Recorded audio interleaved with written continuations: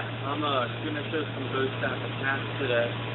Many of these are pretty self-explanatory, but the actual technique you have to use, some people might not know that. Now, when you're in top grip, like this, and you're in fighting position or L stance, some of the attacks you can do this sort of thing. And when you do this, if you extend with this hand mostly, and that's how you attack, this side can come and hit you in the side.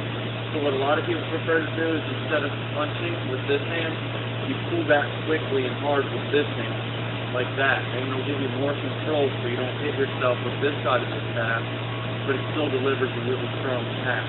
Okay? And those can go to the top, middle, and bottom. And when you hit towards the top, you want to hit at the pressure point on the neck.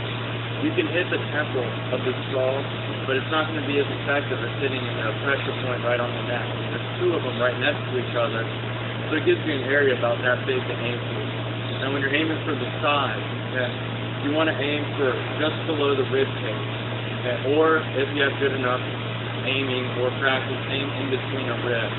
Alright? And that's going to cause severe pain all through here. And if you aim between a rib, they can actually crack a rib by causing them to separate and then bend, which is very damaging.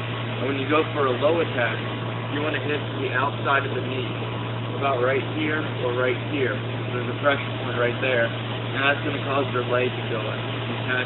You can also do a low attack towards right here, which is on the side of your leg about equal with where your butt ends, and there's a pressure point right there, which causes the entire leg to go out. So you can do it like this, like that, like that. Okay, so just remember, instead of doing a punching motion, do a pulling motion. Okay, so that'll give you more control. Alright?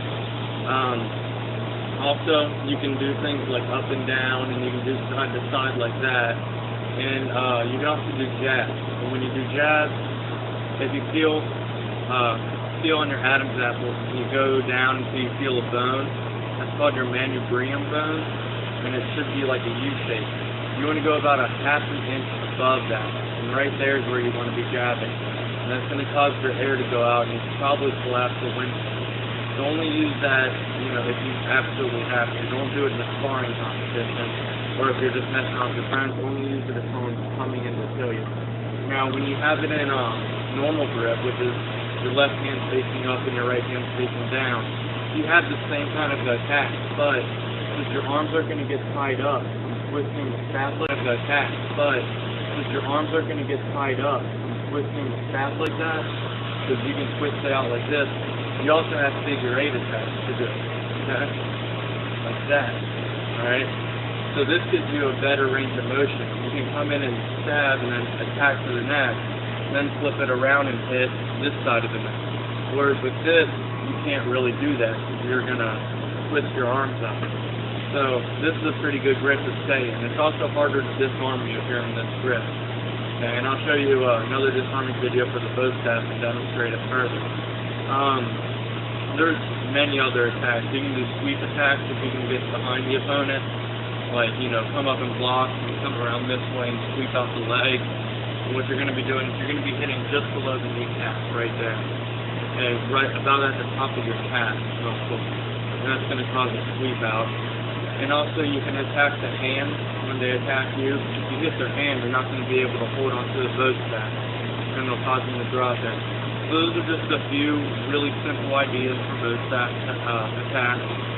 If you get creative, you can come up with your own. Just remember, don't aim for the skull, aim for the neck, aim for right where the ribs end or in between them, and then aim for either right here on the side of your hip or down here at the bottom of your kneecap. And that's going to cause the most pain that you can get from that area, and it'll be the most effective to strike in that area.